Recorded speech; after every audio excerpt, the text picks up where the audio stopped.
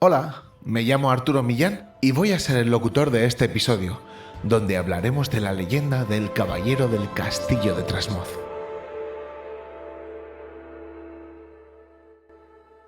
Leyenda Negra de Trasmoz. Un podcast donde te contamos historias del único pueblo excomulgado y maldito de España.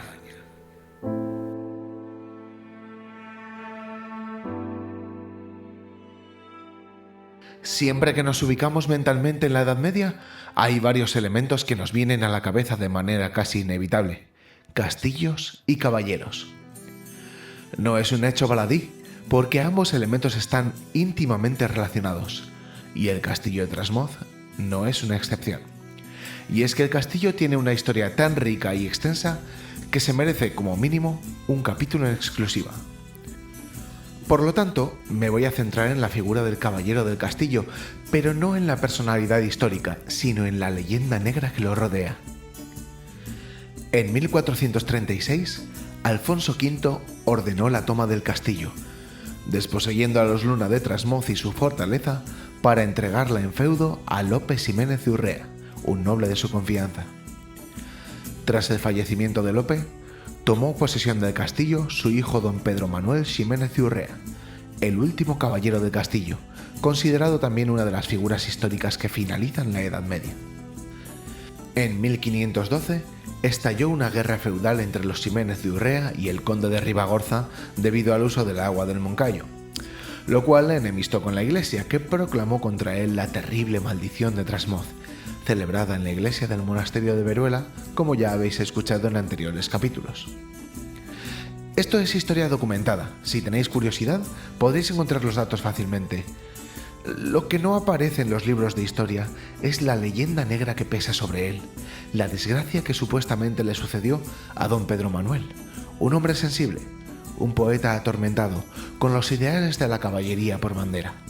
Por eso no deja de sorprender esta leyenda recogida magistralmente por Manuel Jalón, que nos cuenta la siguiente historia definiendo así a este personaje.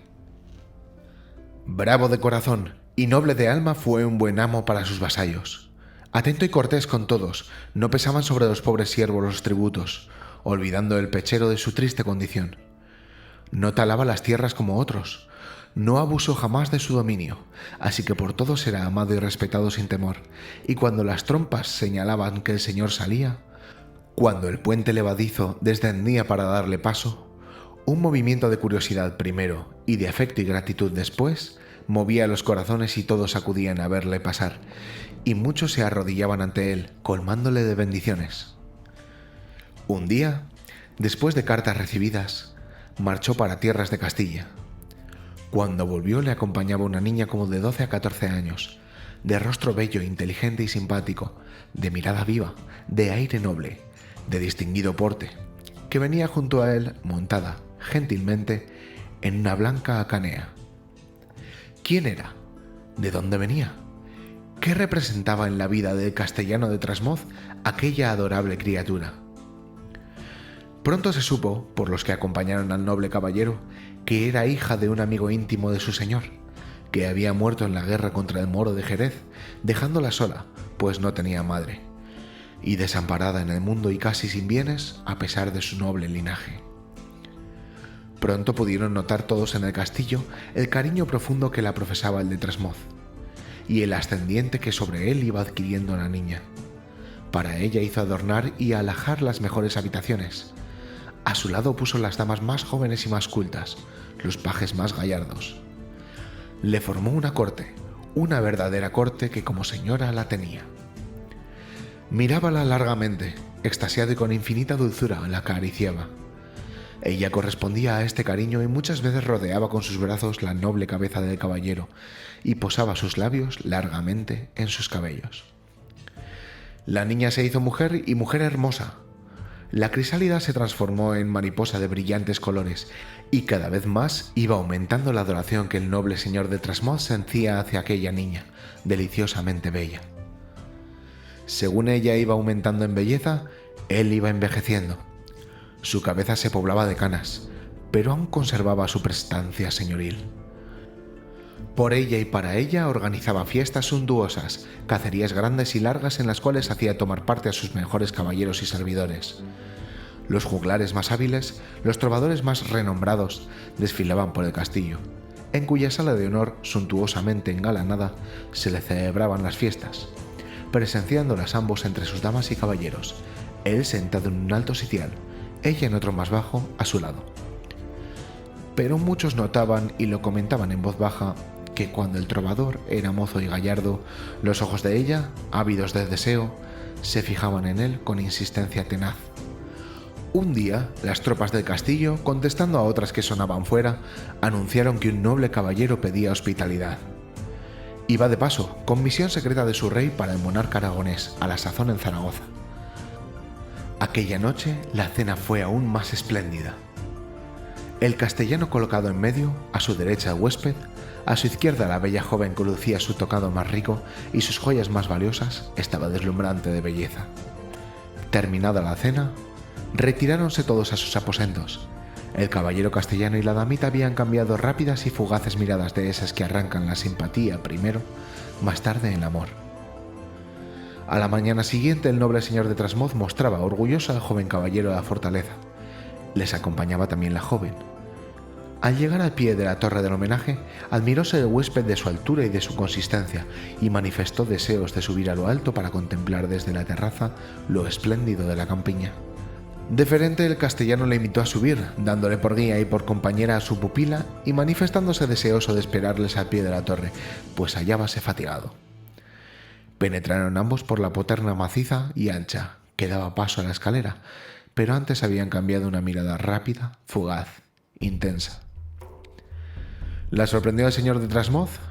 Tal vez, porque rápidamente, como respondiendo a pensamientos hondísimos que embargaban su mente, penetró resuelto en la torre.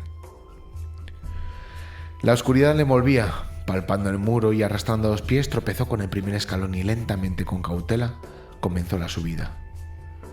Pronto oyó el frou-frou de las sedas de ella, el rozar de sus vestidos con el muro de la torre, el sonido metálico de los acicates de él y de sus armas contra la piedra.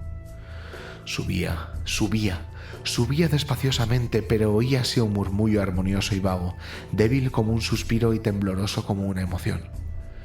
De pronto, claro y distinto, oyó el chasquido de un beso, después otros. Luego nada, silencio absoluto. El caballero se tambaleó, se apoyó en el muro y siguió subiendo. Ante sí tenía la pequeña puertecilla que daba acceso a la terraza. Sacó por ella la cabeza, miró al interior. Allí estaban sobre una almena, ella casi caída contra el pretil, como vencida de amor y de deseo, trémula de emoción. Él apretado contra ella, enlazándola con sus brazos y besándola ardientemente en la boca. El señor de Trasmoz palideció horriblemente, sus ojos echaban llamas, llevó la mano diestra en la empuñadura de su daga y retrocedió 2 pasos como para dar un salto gigante, caer sobre ellos y atravesarlos con su puñal. Pero de pronto su cuerpo flaqueó. Honda emoción le embargaba, sus brazos cayeron, desmayados, a lo largo de su cuerpo y 2 gruesas lágrimas rodaron por sus mejillas. ¿Qué iba a hacer? ¿Qué derechos tenía sobre ella? Se la confió su padre. Pero quiere abandonarle y nada puede contra eso. Se repuso prontamente y con paso firme y aparentando una serenidad que no tenía, penetró en la terraza. No le habían visto, no podían suponer que estuviera tan cerca, le creían al pie de la torre. Mudos de asombro y de vergüenza se desenlazaron. Ella inclinó su cabeza, él se puso delante, como para protegerla. El caballero llegóse a los amantes pausadamente y a ella le dijo: Eres joven y bella, tienes derecho a vivir y a amar. Yo no represento nada en tu vida. Fui noble, bueno para ti. No merecía esta traición ni que hicieras lo que has hecho. Y volviéndose a él y cogiéndole por un brazo, le llevó al pretil que, almenado, cerraba la terraza. Mirad, señor, todo lo que os alcanza a la vista me pertenece. Mis vasallos se cuentan por millares, mis mesnaderos también. Mis riquezas son fabulosas. En los sótanos de esta torre hay oro, mucho oro que gané en mis empresas guerreras contra los moros. Todo es de ella, todo se lo doy. Es de noble linaje, de rica cuna. La amé, pero supe respetarla. Fue una hija para mí. Podéis hacerla vuestra esposa. Que seáis felices, muy felices. Se dirigió nuevamente a ella, la cogió dulcemente, la trajo hacia sí y hundió sus labios entre aquellas guedejas rubias tan adoradas por él. De pronto, retrocedió varios pasos. Su cuerpo tocaba las almenas. Volvióse rápido y de un salto de tigre se precipitó en el vacío. Su cuerpo se estrelló, rebotando por la fuerza del choque, en las losas del patio, entre el asombro de los soldados y servidores que en él había. Unos rodearon el cadáver de su señor y algunos al mirar a lo alto pudieron ver, entre las almenas, dos cabezas que se juntaban y dos bocas que se unían. Entretanto, el pendón del castellano flameaba en lo alto en honor del huésped. El señor de Trasmoz recibió sepultura en la cripta de su castillo, después de solemnes exequias dignas de su alta prez, de su nombre y caudal. Allí quedó sirviéndole de mortaja su propia armadura, y teniendo entre sus manos la espada, vencedora en 100 combates. Los amantes abandonaron juntos la fortaleza, llevándose las grandes riquezas que encerraba. El castillo quedó abandonado, como si sobre él pesara una maldición. Ningún ser humano se acercaba a sus alrededores. Pasado algún tiempo, los vecinos de Trasmoz pudieron ver, aterrorizados, que al llegar la noche, una sombra cubierta por reluciente armadura recorría las murallas, se apoyaba en las almenas, subía a la torre del homenaje. Nadie dudaba que era el alma en pena del señor de Trasmoz, y ya desde entonces no hubo paz en el castillo ni en el pueblo. Los espíritus infernales se apoderaron del primero para celebrar sus aquelarres. Y hasta aquí llega la narración. Sea verídica o no, lo cierto es que la historia de Trasmoz siempre ha estado rodeada de misterio, y es una parte fundamental de su encanto. Gracias por escucharnos. Nos veremos en próximos programas porque la leyenda continúa.